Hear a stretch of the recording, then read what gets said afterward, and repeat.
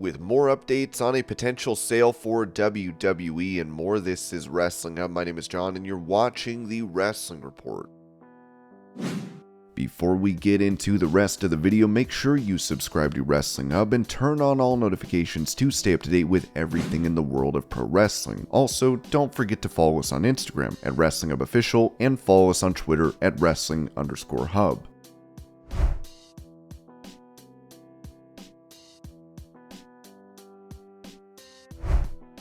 Speaking about his role in AEW and how the company can compete against WWE on an international level, Jeff Jarrett said on Talk is Jericho, "The live event industry, which is one of the hats I'm wearing, we'll call it house shows. It's not a four-letter word around here, which I love, the house show business. I'll call them the non-televised live events. I think that's the proper terminology that I use when I'm talking to different promoters. I say, hey, these are non-televised. Oh, I got it. That's it right up at the forefront. So now getting into the non-televised events, I want to be really careful that we strategically help with the guidance on getting we call C and D markets, but candidly markets that Dynamite is not going to go to. Once you get outside of the United States, the AEW brand, believe it or not, is on par with WWE. I said I need numbers in Canada, so anyway, they came along and man, it's fantastic. The growth internationally is super exciting. It's very obvious. The focus has been on the television product, and when you really look at the strength of the brand, and I know from the quick due diligence I did, you know we have been to repeat markets already. I know even with the pandemic, we've been to repeat markets. So there's a lot of new markets we're going to in 2023, which is just such an understated value point that, oh, you've never been to Laredo. Oh, you've never been to El Paso. Oh, wait, you're going to Seattle. Seattle is a major market. I think 2023, I can already see the surge that, and that's just, let's say, spreading our wings a little bit more because the focus has been on that Wednesday Night Dynamite in 20 markets or 30 markets. Growth is going to be an understatement, I believe.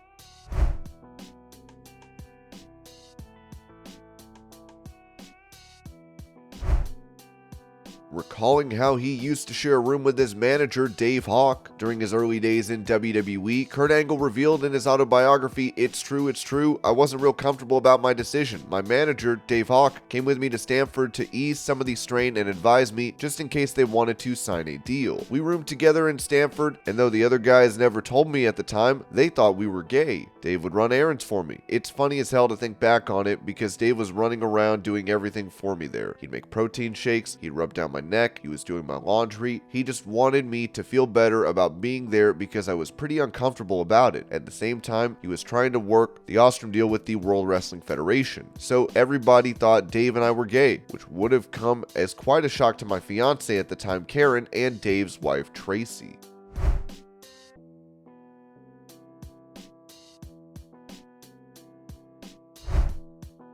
Talking to Metro, Saraya revealed that Triple H would give her the opportunity to wrestle in WWE, saying, man, I do love Hunter. He's so fantastic. He was like, wait, what happened? I was like, I don't know. They haven't renewed my contract. He was like, oh my gosh. Well, I didn't know that, so I'm sorry. He was really fantastic. He did give me the opportunity to potentially be a GM again and give me the opportunity to be like, if you ever potentially want to wrestle again, I'll give you that opportunity too. He was very open about any ideas that I had.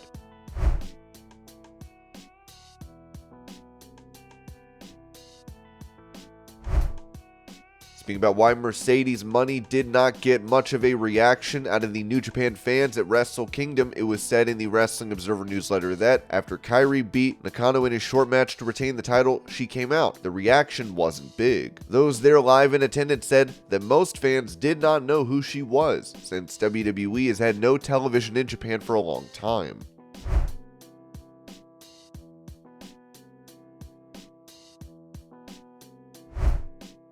On his Strictly Business podcast, Eric Bischoff mentioned that he believes CM Punk will get his contract bought out by AEW. When asked if Punk not coming back to AEW was a positive or negative thing, he said, part of me jokes around about busting Phillip's balls because I'm not impressed with him. I think he was overhyped, and when I say that, look, I understand he came to AEW with a massive amount of mystique, and there was a build-up, and he did a good job of maintaining that mystique, but he lost me in his first promo. I mean, he showed his ass in such an obvious way to me in his very first promo when he went out there and buried Hulk Hogan. Now, I'm not saying that because I'm friends of Hulk Hogan. I'm saying that because Philip has never worked with Hulk Hogan. Philip doesn't know Hulk Hogan, and what Philip was doing was Philip was trying to get himself over with the dirt sheet community, mostly Meltzer's fan base, by burying someone that Meltzer has been burying for 25 or 30 years in order to get himself over. And what that does to me, if you're playing poker with somebody like that, that's a tell. That tells me this dude does not know how to get himself over without relying on cheap, easy heat, and that's what that comment was. And I think when you come out as a professional at that level and you're relying on cheap, easy heat, regardless whether it's Hulk Hogan or any other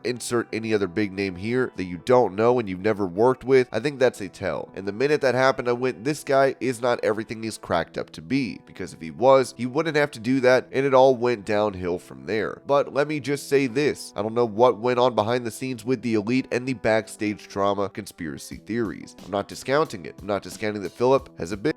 I'm not discounting that perhaps Philip was justified in being really, really pissed off. I still don't think he should have done what he did at the press conference. That should have been a conversation that Philip had with Tony Khan offline, privately, one-on-one, maybe with an attorney present, that it could have been productive as opposed to going out there and again showing your ass, burying the guy that's writing your checks, burying your entire locker room, the roster that you have to work with. Again, that's a tell. It's a big tell. I do believe that there might have been some fire behind all that smoke and why he was upset, and if you have that kind of drama going on backstage, whether it's 10% real, of 80% real, whatever it is, one of us will probably never know unless you were involved. It's just unhealthy for everyone. Nobody's going to come out of it good. Everybody's going to come out of it dinged, and I think it will be better for everybody just to go their separate ways.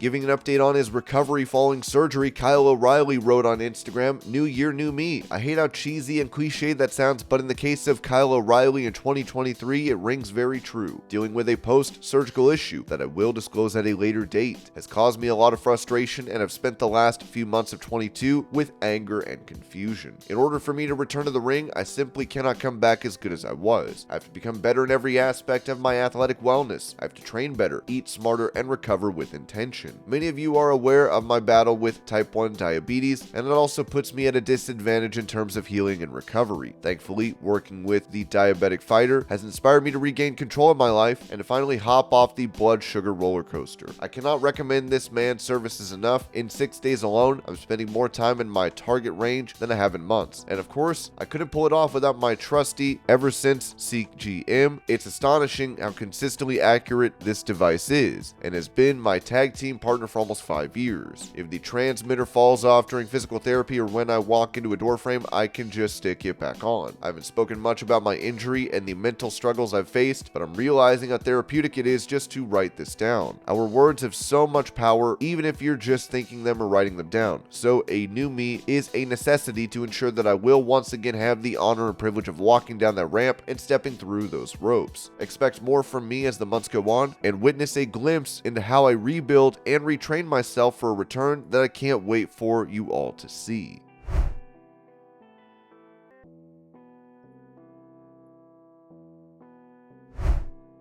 Talking about Nick Khan helping Vince McMahon to sell WWE, Conrad Thompson revealed on What Happened When that I've been saying on this program for a while that WWE was going to sell. Do you know why I said that? Because I knew. You know how I knew? Remember when Nick Khan first joined WWE? Well, he joined and he was, of course, an agent. You've heard of like UTA and CAA and WME, all these big Hollywood agencies. He was a guy who was helping to negotiate contracts and make deals and things like that. I happen to have some friends who needed representation like that, we'll say that. My friend was represented by the same company that Nick Khan was sort of running, and when my friend sees that the guy who runs this big agency is now going to WWE, he thought, what the? This doesn't make any sense. So he called his contact and said, "Dude, what's up with Nick going blah blah blah?" He said, and this is years ago, yeah, he's got a deal with Vince where in his contract, he gets a big payday when he helps facilitate the sale. He told me the number, and I won't say the number because that's talking about somebody's raise money, and that's not cool. But let's just say this. It's more than AEW's TV contract is for a year. It's a lot, it's a lot, a lot. So when you hear it's a lot, you think, well, why would this guy go here? Aha. And now, ta-da. I've heard back channeling before Mean Gene passed away. He said, well, I heard from, and I won't say who he heard it from, when the stock gets to so-and-so, this has been brewing for a while. I know a lot of wrestling fans have been thinking, well, this is just a brand new development. It's years old.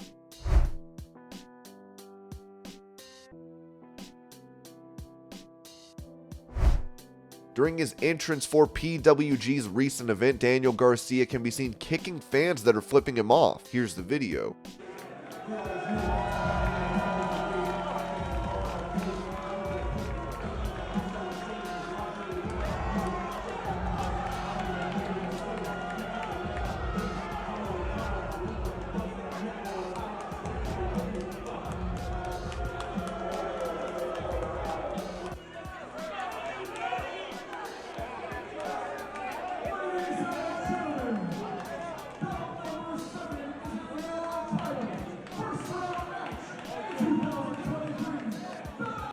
Many would react to this online, writing, "Look at Daniel Garcia. This is what happens when the marks are in the ring. Any professional would relish getting a heel reaction like this. Unfortunately, in today's indie scene, AEW included, the talent are soft as baby pal. Any professional would relish getting a heel reaction like this, yet no beloved all-time great wrestlers ever hit fans or got in altercations in bars to protect the business. Never, no siree. In the real world, you can't kick people's hands because you got mad. Bruh, like a bunch of wrestlers have smacked a fan. Austin, Triple H, Kevin Nash, etc. This reaction is at a wrestling show, not a bar. Daniel Garcia is not protecting the business. You were 0-2, pal. I don't get it. Did the fan touch him? I only saw the fan flipping the bird. Flipping the bird can now result to physical violence? Why are they allowing the fans this close to the ring, though? Seems like Mr. Sensitive shouldn't be anywhere near a fan. There's a big pile of wrong here. Fans shouldn't be standing that close to the ring. Wrestlers shouldn't be kicking them. Perhaps no one knows what they're doing or how to behave?